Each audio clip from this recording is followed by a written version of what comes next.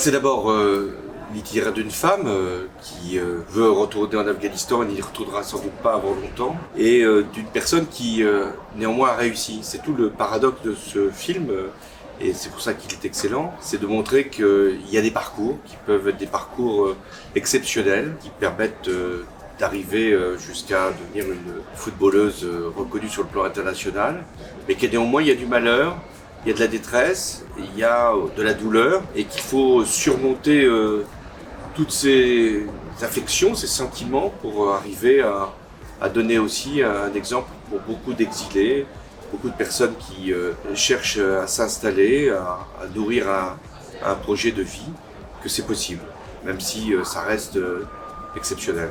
Beaucoup d'émotions, comme j'imagine la plupart des gens qui étaient dans la salle. C'est systématiquement le cas quand on voit une œuvre d'Anissa. Moi, j'ai été bouleversée par Wonder Boy. Je trouve qu'elle a ce talent de disparaître derrière la caméra, de saisir, elle a une très très grande sensibilité, de saisir vraiment l'essence d'une personne. Elle a réalisé un très très beau portrait de femme. Je trouve que c'est un film qui est très féministe. Il y a quelques petits messages politiques très pertinemment distillés dans le film. Un message sur la quête des origines, sur le déracinement, sur la difficulté d'être dans un pays où on n'est pas né, de reconstruire une vie après un traumatisme. C'est vraiment un film qui m'a bouleversée. Edith Chapin est venue me voir il y a un peu plus de 2 ans maintenant, en septembre 2019, avec l'idée de faire un documentaire sur Nadia Nadim. Donc il y avait ce personnage extraordinaire, mais il n'y avait pas d'histoire brodée autour de ce personnage. Et le même jour ou le lendemain, Christelle Graillot, qui est l'agent d'Anissa, et elle me dit « Il faut absolument que tu vois Wonder Boy, c'est pas encore sorti, ça sort en novembre. » Je dis « Bah oui, bien sûr, envoie-moi le lien. » Je vois Wonder Boy. Et j'appelle Christelle, je lui dis mais en fait c'est Anissa qui doit réaliser ce film, ça va faire un diptyque. On s'est vu toutes les 3 avec Edith Chapin, puis on s'est vu toutes les 4 avec Nadia Nadim, et on a su tout de suite que ça allait marcher, que ça allait être une histoire exceptionnelle. En fait, avec Eco Studio, qui est la structure que je préside et qui est une structure de production de films d'impact, on a pensé que Nadia était une définition assez juste de ce que le cinéma d'impact pouvait être. C'est un film à la fois ambitieux, parce qu'il traite de beaucoup de sujets, et en même temps d'une petite histoire dans une grande histoire, la petite histoire de Nadia Nadim, mais qui est en elle-même une grande histoire et qui s'inscrit dans la grande histoire de ce qui se passe notamment en Afghanistan. Et avec le regard d'Anissa Bonnefond, qui nous a prouvé avec Wonder Boy qu'elle était capable de délivrer des choses d'une sensibilité extraordinaire, on s'est dit que c'était à la fois un film et un sujet capital pour faire de l'impact. Donc on travaille avec Singa, qui est une association qui permet aux personnes qui veulent accueillir des réfugiés de le faire. On travaille avec le collectif Refugee for Talent, qui sont une dizaine d'entreprises françaises qui reconnaissent le talent des réfugiés et font en sorte de leur offrir des emplois. Et puis Afghanistan Libre également, qui est une ONG avec laquelle on bosse.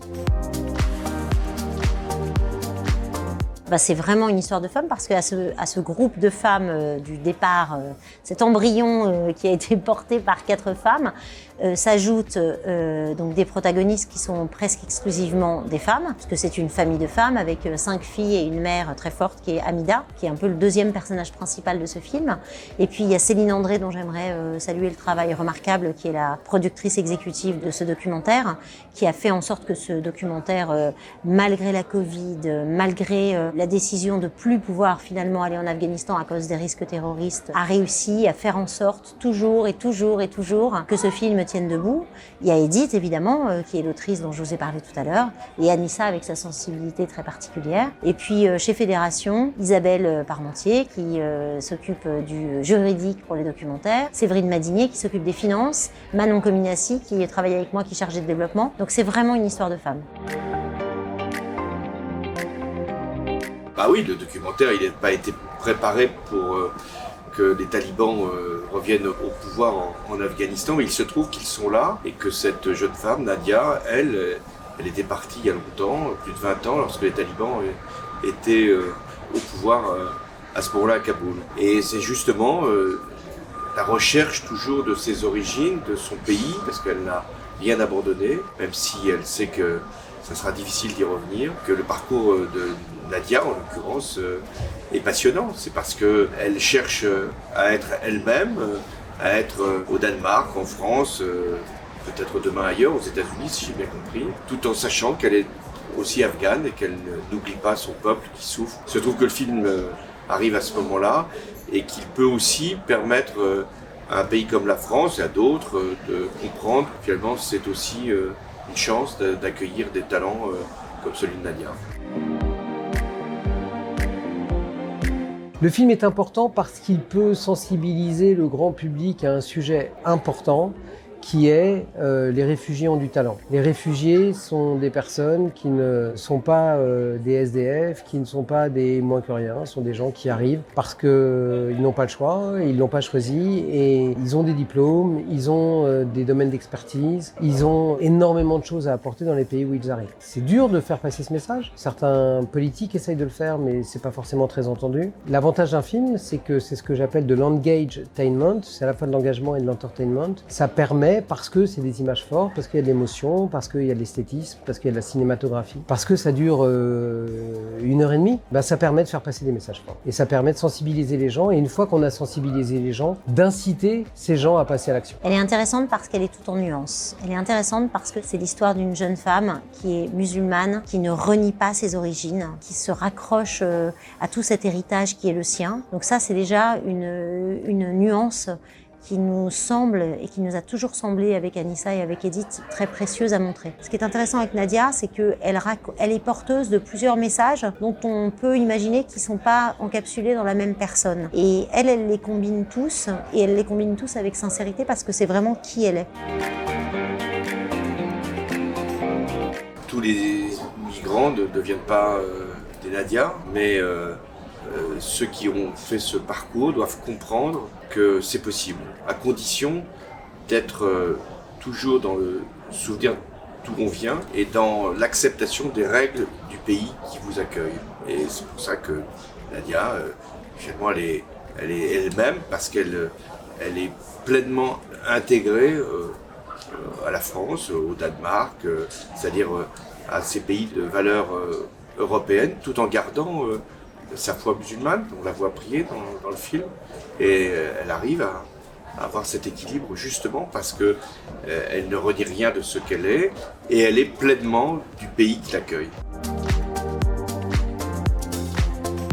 Le message qu'elle a souhaité faire passer, c'est à la fois, je pense, un message, j'aime pas du tout employer le mot de résilience parce que c'est trop à la mode en ce moment, mais c'est ça, c'est-à-dire avoir traversé des épreuves qui peuvent déconstruire un être ou la détruire et savoir retrouver un élan vital dans un projet de vie, dans un projet qui est en espèces, le sport, la chirurgie. Donc voilà, un message de résistance, quelque part. Et puis un message aussi sur la tolérance, l'ouverture à l'autre, le fait que c'est la noblesse d'un pays comme la France d'accueillir des gens qui viennent d'autres pays, qui sont chassés de chez eux, qui doivent se réinventer une vie. Voilà, un message très politique aussi sur l'accueil qu'on doit réserver à ces personnes, qui est à la fois très personnel, je trouve très sensible et qui peut se lire ou se voir comme le portrait d'une femme, mais aussi effectivement comme un message d'ouverture et l'accueil qu'on doit aux gens qui ont souffert, qui sont des exilés politiques, qui n'ont pas d'autre choix que de fuir. Et donc, il faut les accueillir avec dignité, respect et bienveillance. Elle arrive à embarquer les gens dans des histoires qui sont quand même très singulières et pourtant, elle nous embarque avec sa sensibilité et sa capacité à faire ressortir l'intime dans un récit qui devient universel. Et puis, d'un point de vue technique, elle est accompagnée sur ces deux films par un directeur de la photo qui s'appelle Thomas Brémond et un monteur qui s'appelle Guéric Catala, qui sont des gens qui sont extrêmement doués et qui l'accompagnent dans ce chemin artistique. Parce qu'elle est au plus près de ses personnages, parce qu'elle comprend ses personnages de l'intérieur, et parce qu'elle sait faire en sorte que le public qui regarde ces films s'attache à ces personnages, et quand ils sortent du film, ils ont l'impression qu'ils les ont toujours connus. Que ça soit le personnage de Wonder Boy, que ce soit le personnage de Nadia, c'est toujours la même chose. Vous allez découvrir un personnage exceptionnel que vous n'attendez pas, que vous ne connaissez pas, donc c'est vraiment une découverte. Et un personnage qui donne foi en la vie. Elle apporte énormément de joie, de bonheur et d'intelligence dans nos vies. Je pense que c'est un film qui combine aujourd'hui à peu près tous les questionnements de l'époque. Les questionnements féministes sur Qu'est-ce que c'est qu'être une personnalité inspirante et être une femme accomplie? Des questionnements sur ce que c'est qu'être réfugiée dans une période où on sait qu'il y a une crispation autour des questions migratoires. Des questionnements autour de l'Afghanistan, avec ce qui s'est passé cet été et la prise de contrôle de ce pays par les talibans. Et au-delà de ça, le fait de raconter une très belle histoire, tout en nuances, dans une époque qui parfois manque de nuances, et avec une mise en image et une mise en son absolument remarquable.